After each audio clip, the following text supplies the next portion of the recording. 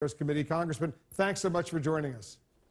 Ted Yoho, I should say. No problem. I'm sorry, I had Ted Lieu earlier, Ted Yoho right now. Congressman Ted Yoho, sorry for the confusion. Thanks so much for joining us. He's the better looking one, I know. There's two Teds. All right, let's talk a little bit about the news that's coming in today. Sure. Do you believe Michael Cohen does have information on those tapes that potentially could seriously damage the president? I believe he has information on those tapes. Right now, it's all hypothetical and innuendos. We don't know what's out there. There's a lot of conjecture. So let's wait till we see what's on those before we go down different rabbit holes. That's a fair point. Well, let's move on and talk about the president's summit in Helsinki with Putin. Should the next summit that the White House now says the invitation has gone forward to Putin to come to Washington, come to the White House in the fall, should that go forward even if we don't know, the American public doesn't really know what happened during that first meeting? All right. I'm not so concerned what happened in there. I mean, a lot of times these leaders meet and they discuss things that doesn't go public initially. We'll find out later. You know, the thing I'm concerned about, and this, I came out publicly and said that Russia did intervene in or interfere in our election process. That is not tolerable.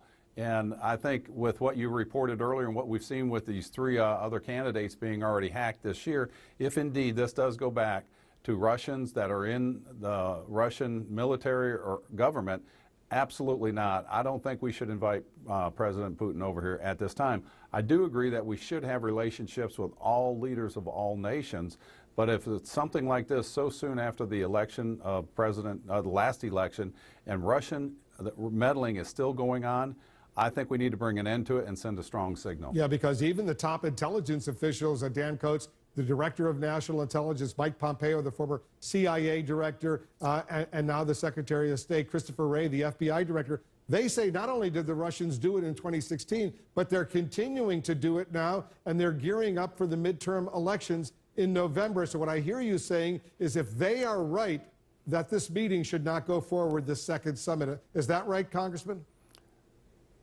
Yeah, I would have to be leaning to that side, and I think more sanctions need to go forward. But keep in mind, they've been meddling with us for 70, 80 years, and they're going to continue to do that. If it's not the Russians, it's going to be the Chinese or the North Koreans or another state actor.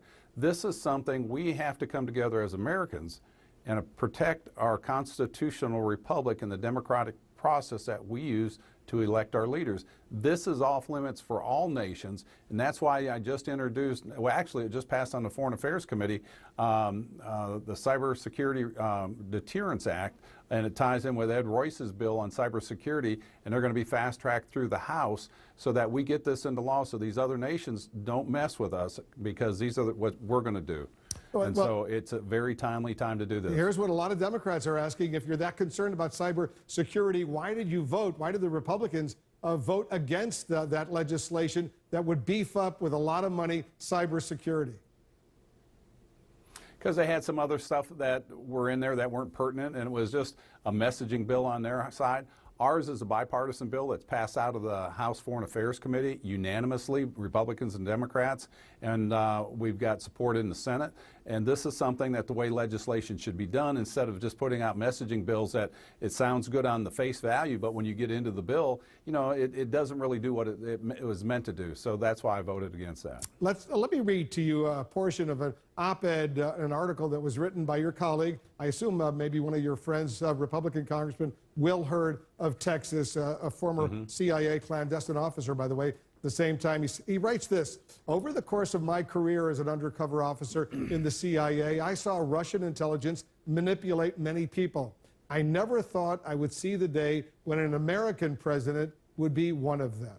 Obviously, a very, very strong charge from Will Hurd. Do you agree with your fellow Republican that the president, based on his comments after the summit with Putin, was actually manipulated by the Russian leader?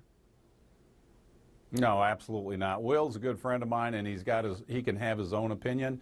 We don't know what happened in that meeting ahead of time. They may have came to an agreement. I did hear the president call President Putin out on the Ukraine. They talked about the oil and gas.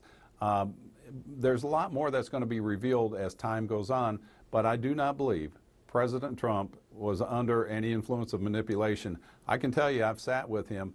that president, President Trump, loves America, and the way he talks about this country, it's earnest, it's heartfelt, and it's real care for this country.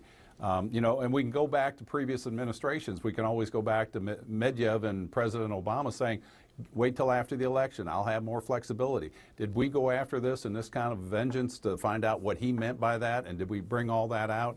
I think we should give it pause, allow the time to take place, and let's see where this leads us, and then we'll know more that we can respond Congressman, I can assure you, and I was one of the reporters working on that story, when President Obama said that, we gave it a lot of attention. There was an open mic, and it was played for days and days and days. We had a lot of coverage of that.